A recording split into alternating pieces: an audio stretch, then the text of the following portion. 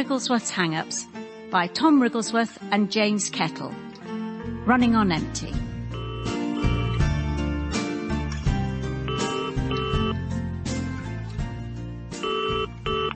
Hello? Sheffield 61977. Mum, it's me, Tom.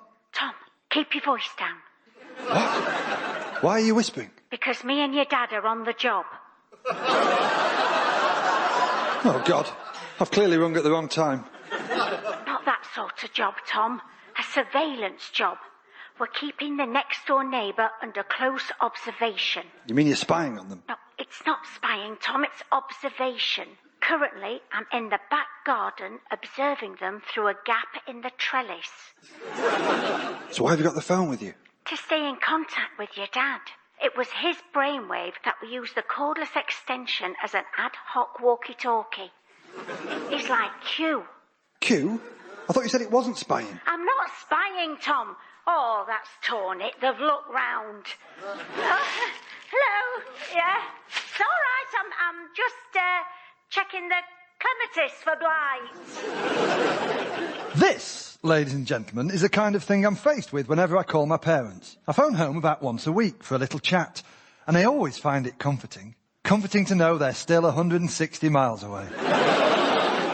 You see, I live in London, while my mum and dad are, as they have always been, proud citizens of the bustling, thriving metropolis that is Sheffield, South Yorkshire. As the local saying goes, when a man is tired of Sheffield, he should pay a visit to Barnsley and realise when he's well off. My mum and dad share the house with my granny, Mabel Bradley. It's not easy looking after members of your own family as they slowly lose their physical and mental faculties, but my granny takes care of my parents quite well. Once my mum had come out from behind the trellis and gone back indoors, I was keen to find out what was bothering her so much about the neighbours. Oh, it's an ongoing feud, Tom. And hostilities are at an all-time high. I'm refusing to take in parcels, and your dad's giving serious consideration to parking on their dropped curb. Right. Honestly, it's war. He had the cheek to come round for sugar yesterday, and I pretended we'd made the switch to Tyrrell. So how did this happen? Well, Tom, as you know, we always run a cake stand at the church fete. Yeah? Your granny bakes the cakes, I sell them, and your dad deals with the complaints. I wonder who's busiest. Well, this year the fete had a gardening competition, and your dad wanted to enter some apples from our tree in the fresh produce category. We thought about carrots, but with our soil it's like playing Russian roulette. No, your dad assessed the form, and he thought that pomaceous fruits were our surest route to silverware. Imagine our horror, Tom, when the next-door neighbour entered apples as well. And not only that, he beat us into second place. Oh, right. So you're basically sore losers. They were our apples, Tom. They were from our tree. But the ones that hang over into their garden, they just catch a bit more sun. Ah, well, if the apples hang in their garden, doesn't the law say... The law is an ass, Tom. You can have the law on your side or the branches on your side, but you can't have both. Anyway, we're running another cake stand next Saturday at the Sheffield Marathon. And if they come to us trying to buy a piece of parking, then we will refuse service. We're prepared to take the financial hit. Now, ladies and gentlemen, I ought to explain that my mum and dad have always been suspicious of their neighbours. Sometimes even members of their own family. And on occasion, each other. To be honest, though, my mum and dad's problems weren't high on my list of priorities. I had worries of my own to deal with because, once again, I'd found myself facing one of the most brutal trials of endurance mankind has ever devised. I'd been invited on a stag do. Now, let me make myself clear. I'm not against the excessive, even competitive drinking of beer. When I was in my 20s, I'd pride myself on being able to down pint after pint, stagger from pub to pub, puke up in a taxi, and still be back at my desk by 2 p.m. But now, I'm in my 30s, and I thought I was done with stag do's. I thought all my friends were married off. I thought I'd never again have to spend an afternoon aboard a pleasure boat, dressed in a Viking helmet and fake breasts, pulling moonies at people peacefully tending to their allotments. What I hadn't considered was that one of these marriages might fail, thanks to a lethal combination of too many trips to IKEA and adultery, Meaning we all have to go through the whole thing again. A stag do? Who's getting married? Dean. Oh, how nice. And lovely for his mother. Well, actually, it's his second marriage. Oh, how awful. His poor mother. Oh, hold on, your dad's here. He wants a word. Tom, what's this about a stag do? Aren't you a bit old to be going on a stag do? Well, thanks very much. Aren't you a bit old to be operating a neighbourhood stakeout? Nonsense, Tom. The thrill of covert surveillance never leaves you. You've heard all about the goings-on then with next door? Yeah. Terrible business. I haven't felt this stirred up since that time in the pub when me and Barry got talking about the Wars of the Roses and he said he thought there were faults on both sides. Sounds like another wonderful evening. It wasn't, actually. All the pumps were off and we had to drink beer from bottles. I tell you, Tom, if God had meant us to drink beer from bottles, he wouldn't have invented the dimpled pint mug. But, Dad, why are you making so much fuss over some apples? Oh, it's not just the apples, son. That man has broken the sacred code that keeps British society intact. What do you mean? He's been putting things in our wheelie bin. I know it's him, sticking recyclables in our general waste and general waste in our recyclables. Can you imagine, Tom, the council's going to think we're anarchists? Have you actually seen him do it? Not yet. I tried to make a mark on the inside of the bin so we could detect any overnight change in the fill level. Or I lost my balance and went in head first. Luckily, your mother somehow kept calm and seized my flailing legs. Could have been very nasty had I not been getting into shape. What do you mean, getting into shape? I'm running the Sheffield Marathon next Saturday. You can't be serious. Oh, you bet I'm serious. The pack arrived this morning. It's got a map, a leaflet, all sorts of useful tips. It says here I'm going to need running shoes. Dad, you'll more likely need a defibrillator. You can't run a marathon. Always been on my bucket list. Yeah, but I don't think a bucket list should include the thing that actually finishes you off. It's a challenge, son. Some people are happy to go through life doing nothing more dangerous than cheating to win a gardening competition. Some of us are prepared to take a few risks. Oh, I see. So you're just doing this to get one up on the next door neighbour? That's got nothing to do with it, Tom. Although I was talking about it rather loudly to Barry on the front step last night, and afterwards him next door was pacing up and down the garden looking very intimidated. I could see him through my binoculars. Well, I wish you the best of luck. Thanks, son. Will you sponsor me? Yeah, if you survive. I'll give you a tenner. Suppose it's less of a sponsorship, more of a bet. Cheeky son. Now, ladies and gentlemen, I couldn't understand my dad. To me, marathon running is like smoking crystal meth, having your genitals pierced, or voting UKIP. I can vaguely see the reasons why some people do it, but there's no way it's for me. Although speaking to my dad made me realise I had an endurance test of my own to prepare for. Because to the young British male, a stag do is nothing less than a marathon of debauchery, ridding your system of the last desperate remnants of wild youthful abandon before knuckling down for a lifetime of passive aggression and text messages reminding us to buy milk. For most stag do's, the strip club is an absolute inevitability. Like subsidence in Fenland areas, it's not so much a question of when it's going to happen as how much it's going to cost to deal with the consequences. Another obligatory item on any stag do itinerary is some kind of butch, manly, testosterone-soaked activity. And in this case, the stag had requested that we all go coasteering. That's right, coasteering. Where some stag do's have you reaching for the Nurofen, this one had me reaching for the dictionary. Coasteering, if you're not aware, is the sport of exploring a rocky coastline by crawling, climbing and jumping. Imagine, if you will, the hellish experience of escaping a canoe that's capsized in thunderous rapids or dragging yourself bodily out of a train wreck, only stretched out for 6 hours with a break for lunch.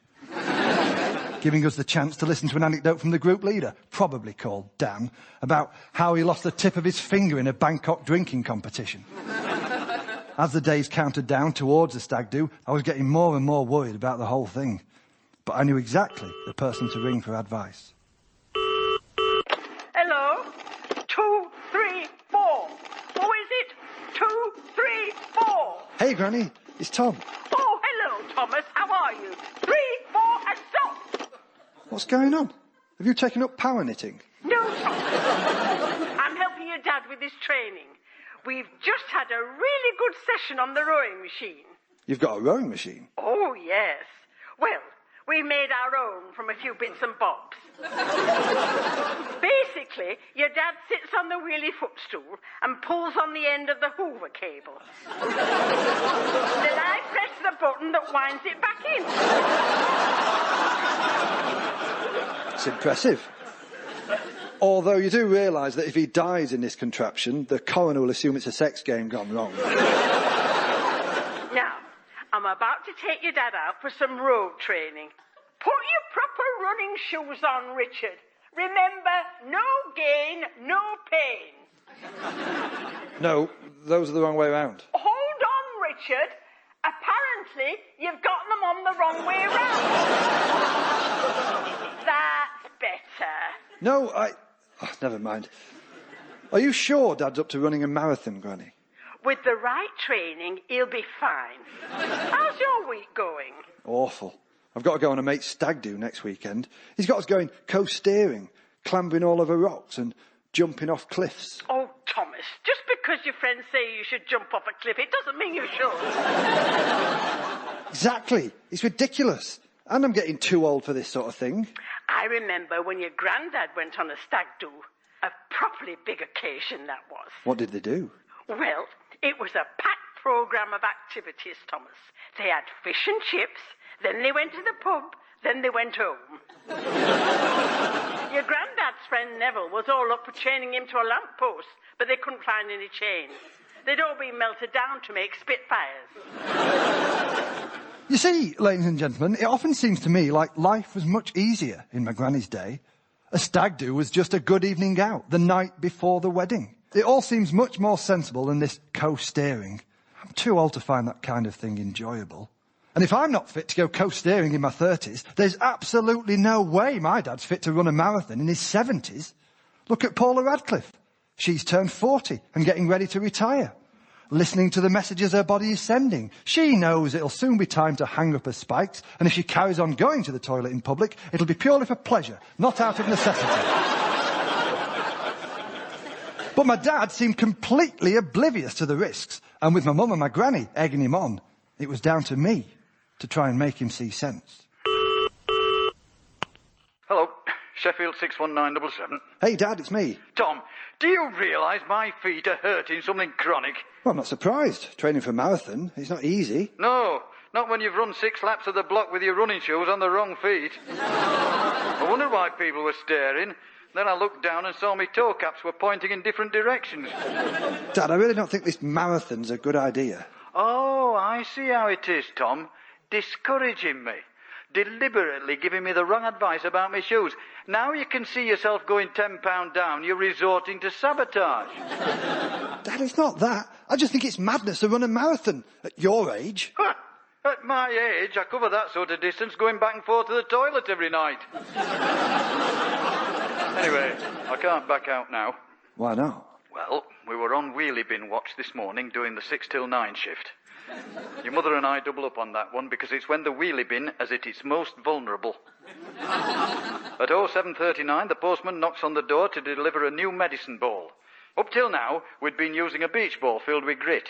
Anyway, I had a bit of a chat with the postman, and before you knew it, we were having a very productive argument about the planned expansion of the Meadowhall shopping centre. He's pro, I'm anti, and your mother won't get off the fence. At about 07:56, the postman was laying down his position on the number of parent-child parking bays when I noticed he was clutching the same marathon welcome pack as I'd got yesterday. So? He was delivering it next door, Tom. That jumped-up apple scrumpers going head-to-head with me in the marathon. This is Sebco versus Steve Ovett all over again. Dad, it's not worth it. Forget about the marathon. Just give up. Honestly, Tom, I can't believe you're so negative. You get that sort of thing from your mother.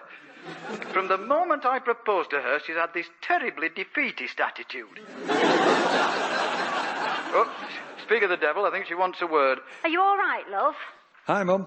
Yeah, I'm trying to talk Dad out of this marathon business. Oh, Tom, he's really looking forward to it. I haven't seen your dad looking so optimistic since the relaxed planning permission on single-storey extensions. And your granny says that if he follows her training regime, he's every chance of surviving. Mum, Dad's body can't cope with running a marathon any more than mine can cope with crawling across a rocky coastline like a limpet in corduroy trousers. I'm not going to stand a chance, and neither will Dad. I can't believe you're not worried. Of course I'm worried, Tom. To be honest, I'm dreading this marathon. Quite right, too. I've got absolutely no idea what we should make for the cake stand. I was thinking flapjacks, but your granny thinks that if a long-distance runner bites into one of those at the finishing line, it'll suck up all the remaining moisture out the bodies like a packet of silica gel.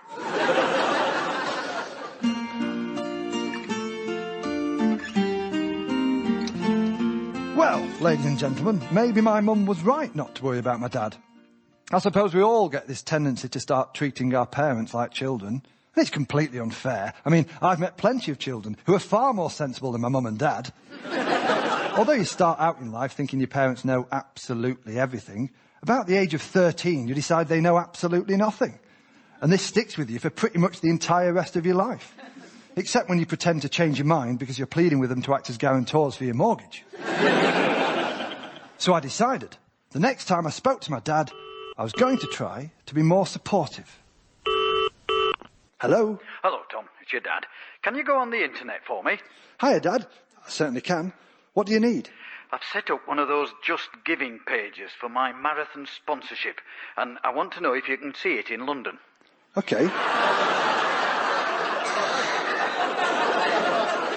If you can see it on your machine, that should mean people can see it anywhere. Are you sure, son? The timing's getting critical. I need to make sure I'm live before America wakes up. All goes well, I could be trending by lunchtime and viral by tea time. Who knows, by bedtime I might even have become a meme. Well, you never know. Hey, I never asked. What are you raising money for? Well, as you know, the charitable aspect is very important to me. Needless to say. And there are so many good causes I'd like to help. I suppose I've just got a very big heart. Yet another health risk in a marathon. But him next door's just set up a Just Giving page for his sponsorship, and he's raising money to help the Palestinians. Well, made the decision very easy. So you're going to try and raise more money than him? Not exactly, Tom. I'm raising money for another cause. What? Israel. Israel? It doesn't matter what the cause is, Tom. Any enemy of the next door neighbour's a friend of mine. But you can't take sides based on... This is not about taking sides, Tom. This is about neutralising his efforts. Dad, this is nuts. If you're going to steal apples out of my garden, you've got to be prepared for the repercussions to play out on the geopolitical stage. If you say so. How's the training going? Fantastic, Tom. I've knackered out the Hoover completely. Just can't keep up with my pace. Your mother had to do the entire front room with the U-bank, but I told her it's a testament to my success. Well, ladies and gentlemen, despite being worried about my dad, I did find his determination somewhat inspiring. So I thought, if my dad's willing to put his cardiovascular system on the line in his mid-70s, I should be prepared to man up and take on the awesome physical challenge of going on my mate's stag do. And so that weekend, we both undertook our separate endeavours. And the stag do started well, actually. The first night, we assembled in a purpose-built venue for a theatrical performance by a very talented young woman called Ginger Diamond. A spectacular piece of interpretative dance performed to a tender ballad by an artist called Snoop Dogg. It was a production which may have lacked narrative consistency, but more than made up for it in gymnastic implausibility. I found one of the most striking things about Ginger's work was its endless capacity for surprise. Halfway through her performance, in a remarkable coup de théâtre, she reached down and she removed the stag's spectacles. She folded them neatly, and then the whole group cheered in encouragement as she then did something utterly unexpected and frankly unspeakable with them.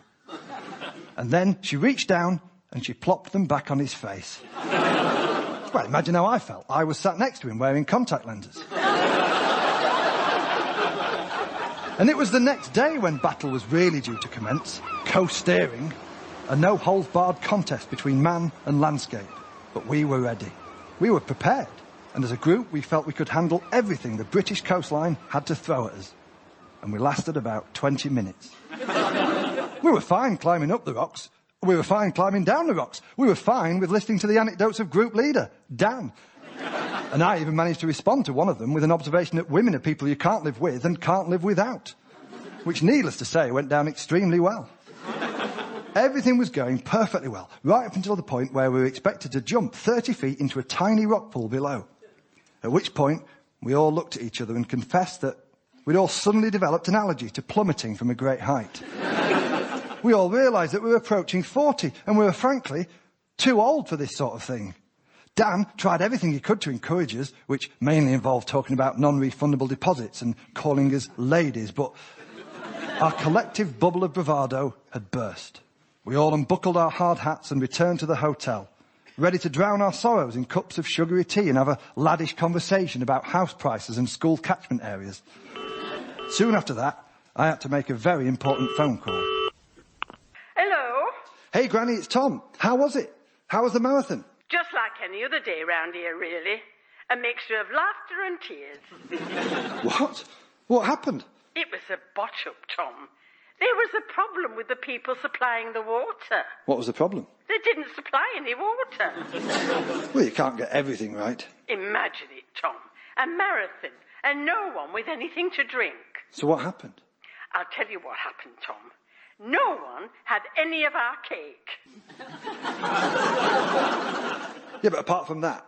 You can't shift our cake when there's nothing to drink. Everyone says you need at least a bare minimum of lubrication just to force it down. No, I mean, what happened with the marathon? How's Dad? Oh, your dad's fine. He ran the old course, and he's in the back garden doing a victory lap.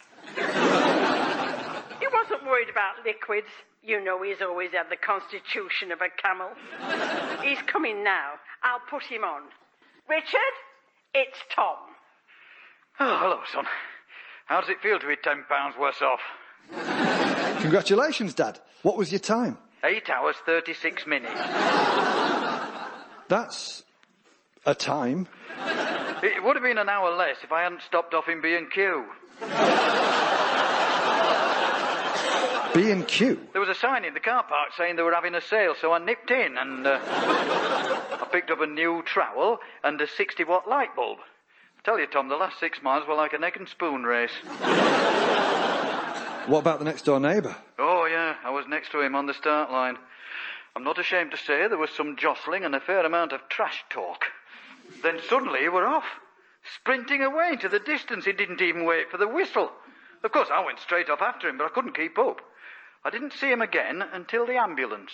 The ambulance? Oh, did your granny not tell you? He collapsed at the 7-mile mark. I saw the paramedics taking him away on a stretcher. It didn't look fatal, but it'd be wrong to do anything but hope for the best. So you beat him? He failed to finish, which according to the stringent regulations of the Sheffield Marathon means he doesn't get a certificate. And he won't be getting any of his sponsorship money either. Yet another kick in the teeth for the Palestinians. Hold on, Tom. That's a thought. I was only collecting to even things out. The way things are going now, I could have tipped the entire balance of power in favour of the Israelis. Dad, do you really think that's going to have any effect? Dad? Hello? Tom? Mum? Where's he gone? He's stormed off. He's muttering something about undoing all the good work of Tony Blair. I can see that would be a worry. It's all right. Your granny will calm him down. She's running him an ice bath. Oh, a nice bath. Very relaxing. No, an ice bath. Supposed to stop the muscles from cramping after exercise. She's filled the wheelie bin with freezing cold water. Your dad's going to lower himself in. Well, careful he doesn't damage the wheelie bin. I know how fond you both are of it. Oh, that's all right. We're using the neighbours. He won't be needing it for a while. So there you go, ladies and gentlemen. Here I am, too cowardly and physically frail to go coasteering. And there's my dad, 3 decades ahead of me and still capable of running a marathon. Within the broadest possible definition of those words. I guess it goes to show that your parents are always capable of surprising you. Although I got an even bigger surprise the next morning when I strolled down for breakfast in the hotel and caught sight of the Sunday papers. Hello? Sheffield 61977? Hey, Granny, it's Tom. Have you seen the news? I know, Tom. It's unbelievable. The old Sheffield Marathon cancelled. How can it have been cancelled? Dad ran it. Oh, he set off before the start, didn't he? By the time they called it off, he was past the roundabout and halfway down Attercliffe Common. Apparently, people kept waving at him to stop, but he assumed they were well-wishers. Is he upset? I mean, he won't get his certificate now. In some ways, I think it's a relief. He said he didn't sleep a wink worrying about the future of the Gaza Strip. How was your stag do? Actually very satisfying. I was a bit down after the coasteering. Thought I was getting too old for this sort of thing. Then last night, we had an activity that was much more me. What was that, love? Drinking. I thought I was past my prime, but when we got stuck in, I realised I've got the drinking capacity of a much younger man. Everyone else was flaking out, struggling to keep up with the pace, but I had the stamina, resilience and self-belief to see it right through to the end. That's the way, Tom. So, you're heading home today, then? Yeah, we're checking out in a bit. We're all exhausted. Oh, I bet you are. Why don't you come up here for a few days? Enjoy a bit of R&R. What's that? Rest and recriminations? If you come up this weekend, you can take me out to Mexborough. There's a craft fair. A craft fair? Oh, it'll be much more fun than coasteering. They're promising all sorts. Wood turning, embroidery. There's even a man who makes his own soap. It'll be a day of relentless excitement. I'm sorry, Granny. I'm too young for that sort of thing.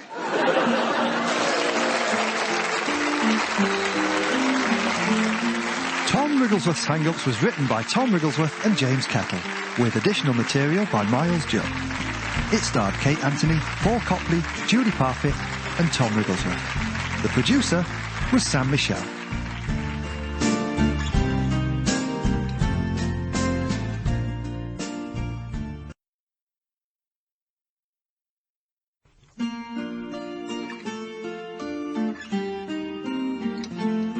Tom Wrigglesworth's Hang-Ups by Tom Wrigglesworth and James Kettle. The Separatists. Sheffield 619. Hello, Dad. 619. Dad, it's Tom. Sheffield 6. Oh, sorry, son. Dad, it's me. I can't hear. Can you hear me? Yeah, I'm half asleep. I think I was holding the phone upside down. And before you say anything, it's a mistake anyone could have made, so don't start having a go or I'll put the thing down on you. Hopefully this time the right way up. And why are you so tired? You haven't been out raving again, have you? I've told you before, never mix ecstasy and Ovaltine. Hey, Tom, your mother and I have been having sleepless nights. What's the problem? Money? Health worries? The uncertainty of life in a godless universe? Even worse, they've installed a new zebra crossing. I could see that would cause a panic. It's right outside the house. You wouldn't believe the size of the Belisha beacons, flashing on and off through the night, right through our bedroom windows. Oh dear. I lie there with my head on the orthopaedic pillow, and every 3 seconds a flash of orange sodium lights up the whole room. I can see every detail of your mother's face.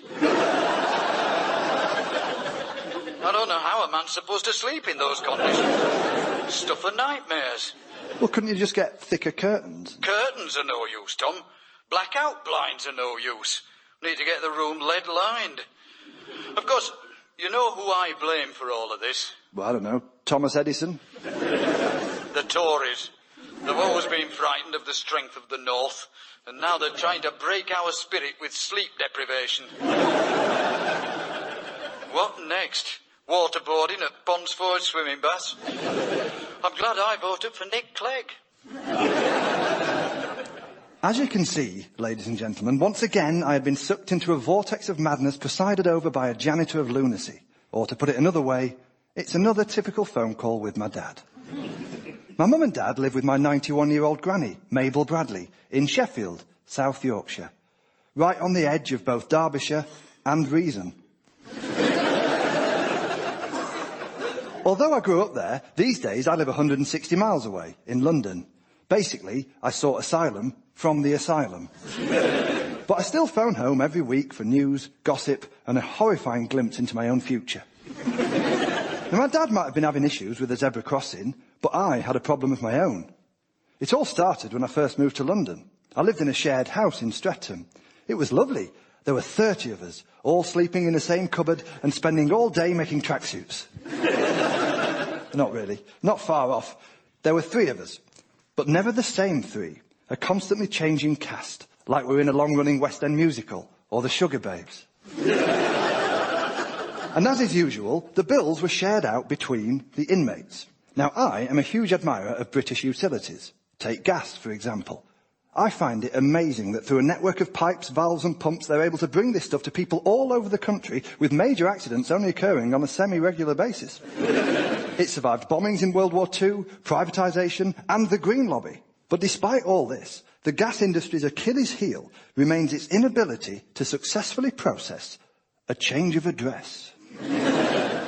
I left Streatham 9 years ago and moved in with my girlfriend, essentially swapping one experience of uncomfortable communal living for another. Out of the frying pan of named margarine tubs into the hellish fire of soft furnishings and shattered dreams. I told the gas company I was moving, but for some reason, they still billed me for a whopping £16.37. I say billed me, but because I'd moved out, the bill didn't reach me. It just lay on the floor of the house in Streatham. I'm guessing under a sedimentary layer of pizza flyers and Thompson directories, like the one ring to rule them all. Until one day, 8.5 years later, it was retrieved by Gollum. Or in this case, a bailiff. Although the facial resemblance was uncanny. As was his grasp of English. And I shouldn't imagine he was all that fond of elves either. When they finally caught up with me, I didn't recognise the bill.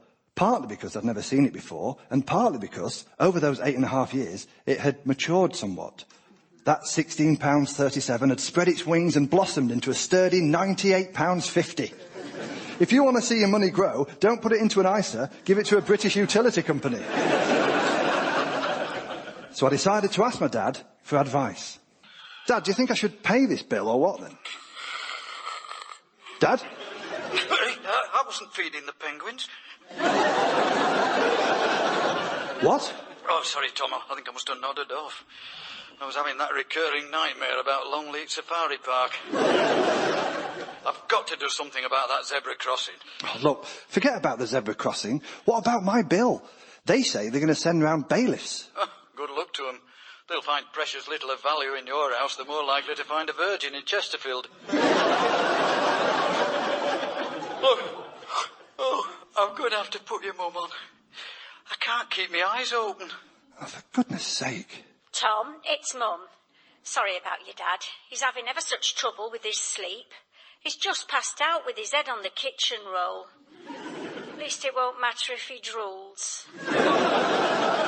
Are you sleeping all right? Oh, I'm fine. You know, I've always championed the eye mask, but your dad won't take to them. He tried it once and he dreamt he was Zorro. Woke up shouting all sorts of things about banditos.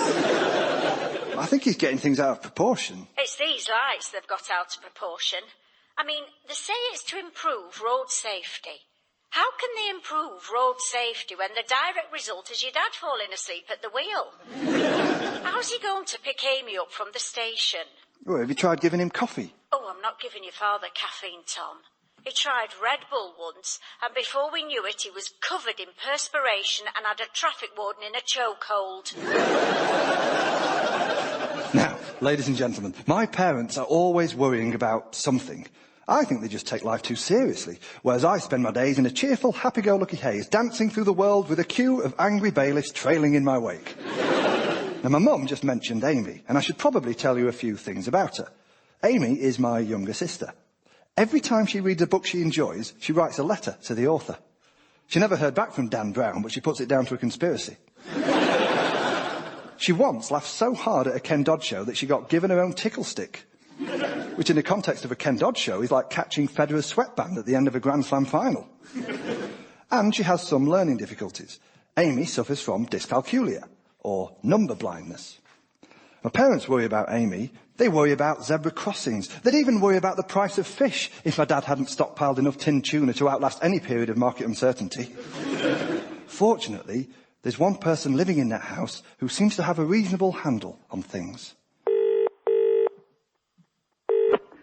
Hello, listen. Before you say anything, I'm 91 years old and I sincerely doubt that I am this month's lucky winner. Hello, Granny. It's me, Tom. You all right? Oh, not bad, love. I've just been watching Countdown. I got a 9. A 9? Yes. Trouble is, it's only 4 letters. Hold on, what is? 9! All right. Are you sleeping okay, Granny? Mum and Dad say they've been having trouble with the zebra crossing. Oh, no. I quite like it, Thomas. Falling asleep with a flickering orange glow at the window. It reminds me of being in the war and waking up to find half of Sheffield ablaze. It's ever so comforting. Well, I'm glad you think so. Dad's nerves are shot to pieces. Oh, I know, Thomas. His mind's elsewhere. Yesterday evening, he came into the kitchen, he made a cup of very watery cocoa and filled the hot water bottle with boiling milk. But other than that, like, everything's fine, is it? Oh, yes. There's 3 episodes of Midsummer Murders on back-to-back this afternoon. It'll be a proper bloodbath. And I'm really looking forward to the brass band concert next Saturday. Well, it's good to have something to live for. Are you coming up for the concert? You know, Amy and me go every year. Your dad will run us over to the bandstand, and when we get back, we can have a special treat. I'll take you for a walk across the new zebra crossing. So, ladies and gentlemen, my dad can't sleep, my granny's dreaming of brass bands, and I'm in a waking nightmare with this gas bill. I could tell things were getting serious because the letters from the bailiffs were written in increasingly threatening fonts. I don't know if you know how this works, but what had happened is the gas company, after 9 years of not pursuing me, got impatient with me not answering. So they'd sold my bill onto a debt recovery service. I call them a debt recovery service. They were more like a motley crew of shaven heads and bare knuckles. Essentially, I'd been passed on from the incompetent to the recently paroled. So I decided not to give in. I adopted the principle of can pay, won't pay. I'm not responsible for that bill. Let them come round. Let them put me in prison. I'm not afraid to die for my beliefs. They'll call me the gas meter martyr. So the next time I called home, I was ready to impress my dad with my newfound stick-it-to-the-man stance. Sheffield 61977. Hey, Dad, it's me, Tom. You'll love this. You know that bill I was telling you about? I've decided I'm not going to pay it. I'm going to stand up for my rights. Let them do their worst. For I have justice on my side. You're a bloody idiot, Tom. What? I thought you'd be impressed. Of course I'm not impressed. You're buying a one-way ticket to CCJ Central. And when they find out we share 50% of the same genes, I shudder to think about the consequences for my credit rating. Your credit rating? Yes. Your mum's been eyeing up a new settee for the best part of 4 years. Anything under that length of time we count as an impulse purchase. What if we go into Atkinson's and find the bank's frozen our assets? Well, that won't happen. You've got to pick your battles, Tom. You've got to be realistic about what you can achieve. That's what I'll be saying in my speech this evening. Speech? Why are you making a speech? There comes a time in every man's life when he must do the right thing. Not necessarily the easy thing, but the right thing. He must take up arms against oppression and defend the lot of his fellow man. I'm choosing hope over fear, unity of purpose over conflict and discord. That is why I'm now supporting the campaign for an independent Yorkshire. Oh, God. It all started with this ruddy zebra crossing. I came to realise too many of the big decisions affecting our lives are taken by other people, by fat cats, by old Etonians. Barry says the only way I'll get 8 hours sleep again is if Yorkshire goes independent. Are you sure you're not overreacting? Ah, that's what they said to William Wallace. Anyway, I wouldn't expect you to understand. Living down there amongst the metropolitan elite, in that part of England we call the problem. So what are you going to do once Yorkshire's independent then, Dad? Go fracking for gas under Rotherham? Turn the Humber into a second Panama Canal? And who's going to be Queen? Jeff Boycott? Dad? Dad? Tom, it's your mum. What have you said to him? What's he on about, an independent Yorkshire? He's talking nonsense. This is exactly the kind of attitude we expect from, what is it your dad says? Our cruel-faced Cockney overlords. Oh, no. Not you as well. Well, he's got a point, Tom. We've been discriminated against for too long. People laughing at the way we dress and the things we eat, refusing to let us have our share of revenue from the rhubarb triangle. And how come when Sheffield Wednesday win the British and when they lose they're from Yorkshire? So you really want independence? I've joined the campaign, Tom, and I'm supporting all the decisions made by the brave freedom fighters of the Executive Committee. Who's on this Executive Committee? Barry and your dad. But what are you going to actually do? We had our first public protest this morning at Kelham Island. We handed out our leaflet. Well, we handed it round. We've only made 6 copies and we're saving them for true believers. Brilliant. Barry says we need more cut-through if we're going to capture hearts and minds. So we're scaling up. Next Saturday we're doing something special. Partly a protest, partly a celebration of the finest moment in Sheffield's proud history. What is it? Your dad and Barry are doing the full Monty. What? Where? They'll be marching down Division Street, ready for a big finish at Cole's Corner by the War Memorial. A fitting tribute to our fallen heroes. And a nice spot for a sit-down. Mum, they're going to get arrested. Exactly. The powers that be can't turn a blind eye to this sort of spectacle. Your dad'll be all over Look North. Not if it's before the watershed.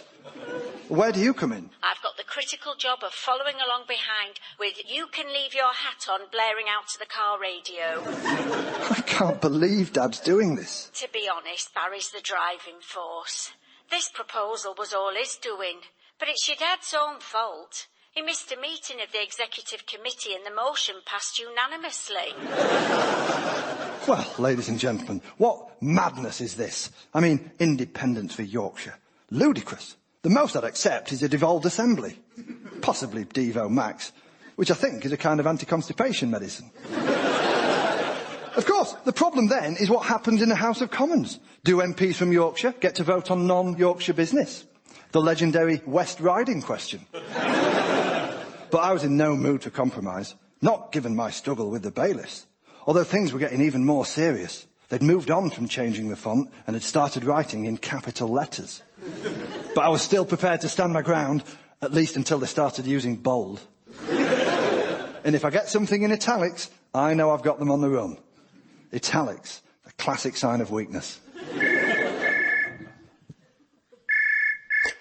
Hello? Hello, Thomas. It's your granny. Oh, I'm glad I can still reach you in London.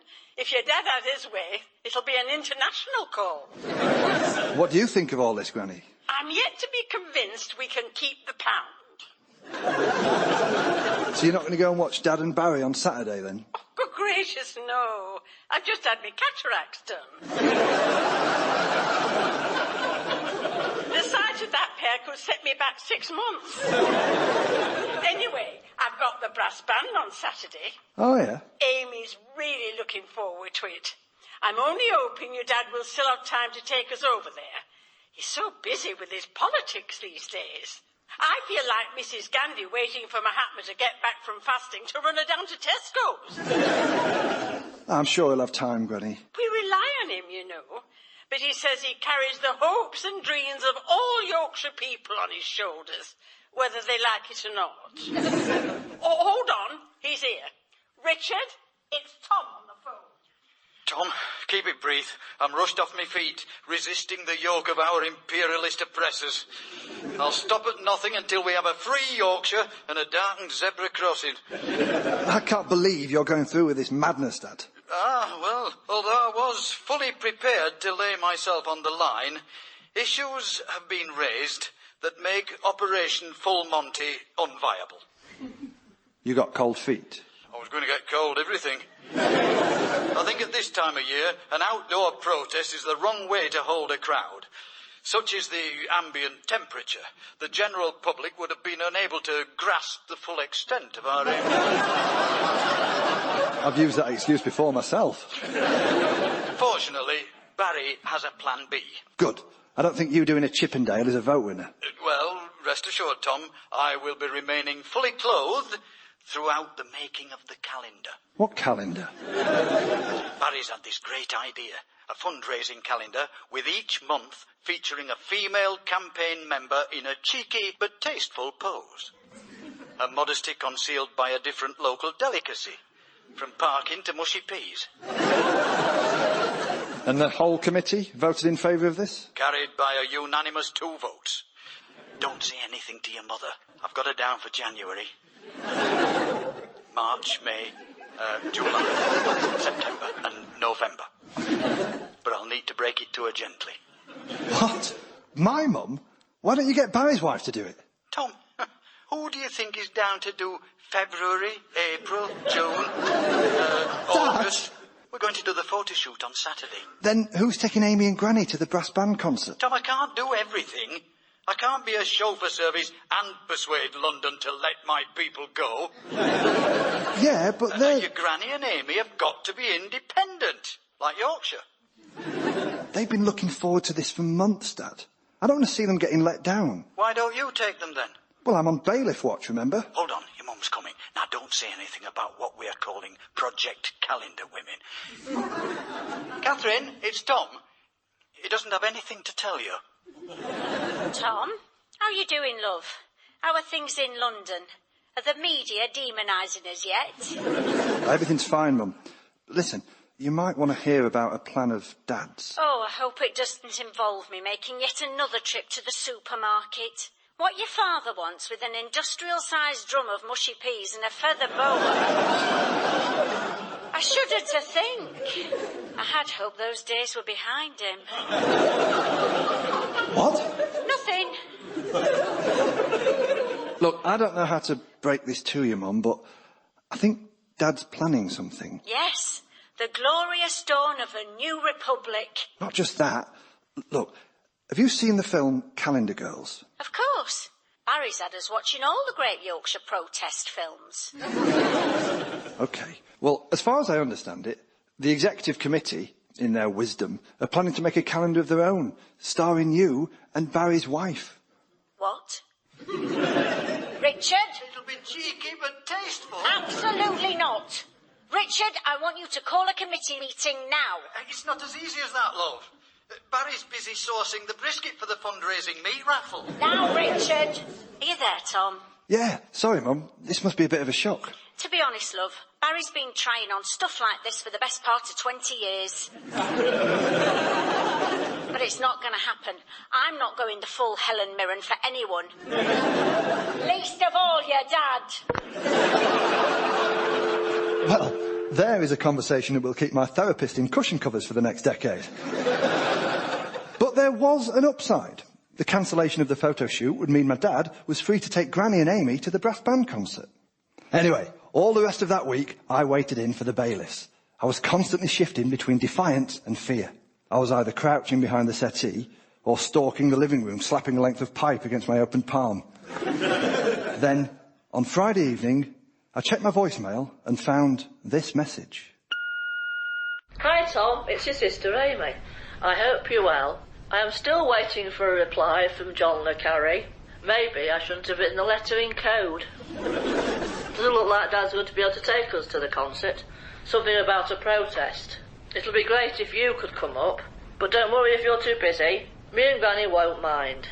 Lots of love, Amy. Well, ladies and gentlemen, how can you resist a plea like that? I decided there was no honourable course of action other than travelling to Sheffield and taking my dad's place as the family taxi. I left my dear wife to defend our valuables from the debt-collecting hordes. I was pretty confident, as my wife is Danish, and it doesn't take much provocation, as I have often found to my detriment, to reawaken the Viking spirit. I knew it would only take one bailiff knock-in to have the longboat steaming from the shore. So the next day, I collected Granny and Amy, drove them across town, and we took our places in front of the bandstand. Hello? Tom, it's your dad. Where are you? I'm at the bandstand with Granny and Amy. Not that you care. Tom, I'm doing what I can to make their lives better. I may not get there with them, but they can get to the promised land. So did you manage to get someone for your photo shoot then? Unfortunately, Operation Calendar Women proved a non-starter. Both your mum and Barry's wife made their stringent objections known. I'm afraid to say a rolling pin was involved. So what are you doing now? Barry's always had a plan C. From the third greatest Yorkshire protest movie of all time, Brastoff. What? Barry spent the last year learning the trombone in secret, which is as difficult as it sounds. He had to tell the neighbours he were having problems with the boiler. Oh, God. Now, he's successfully infiltrated the brass band, and we're preparing to use it as a vehicle to further our political aims. We've got a banner. If that doesn't work, we have a plan D, but it does involve the acquisition of a kestrel. Hold on. If you're here, why couldn't you bring Granny and Amy? Talk sense, Tom. There's not room in the car for them and the banner. Now, if you'll excuse me, I'm going to pass the phone to your mother. I'll need both hands if I'm going to crash these cymbals. What cymbals? Tom, I haven't got long. The band are about to launch into Colonel Bogey. Oh, don't tell me you're playing as well. Don't be ridiculous, Tom. I haven't got a musical bone in my body. No, I'll be carrying the banner. I've been up all night knitting it. I only hope it doesn't rain. Oh, here we go.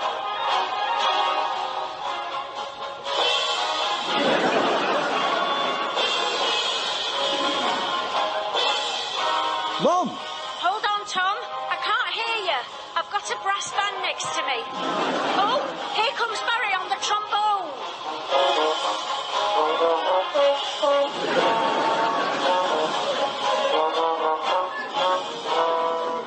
So, ladies and gentlemen, I can barely bring myself to describe the events that unfolded before me on that bandstand. The confusion when my father started shouting about the evils of direct rule from Westminster in the middle of a rendition of Camptown Races. The annoyance when my mum became entangled in her own banner and took out a row of trumpeters. And the sheer horror when Barry, emboldened by the attention, divested himself of his nice red uniform and stood before the crowd as naked as the day he was unfortunately born, shouting, "They may take our land, but they'll never take our dignity." It was some time before I felt able to contact my parents again. But after a few days, I plucked up the courage. Hello? Hey, Granny, it's Tom. Oh, Thomas. Didn't we have a lovely day at the brass band concert? I thought you'd have been upset. Oh, no. It was fabulous.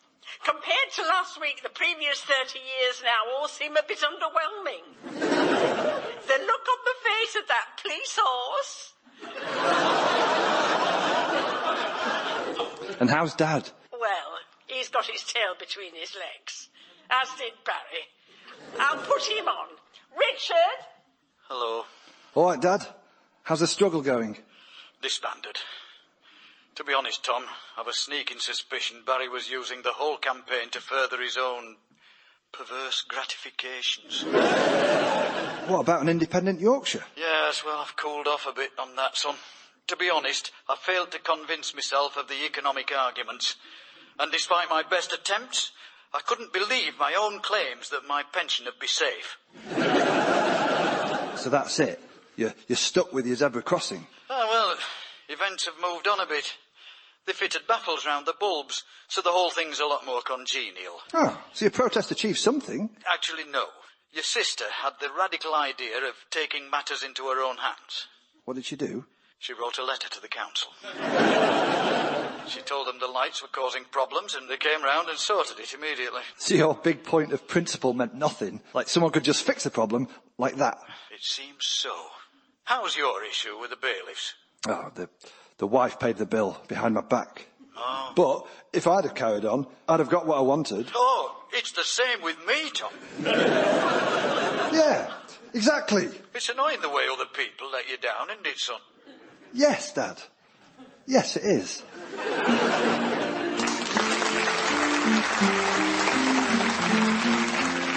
Tom Wrigglesworth's Hang-Ups was written by Tom Wrigglesworth and James Kettle, with additional material by Miles Jupp.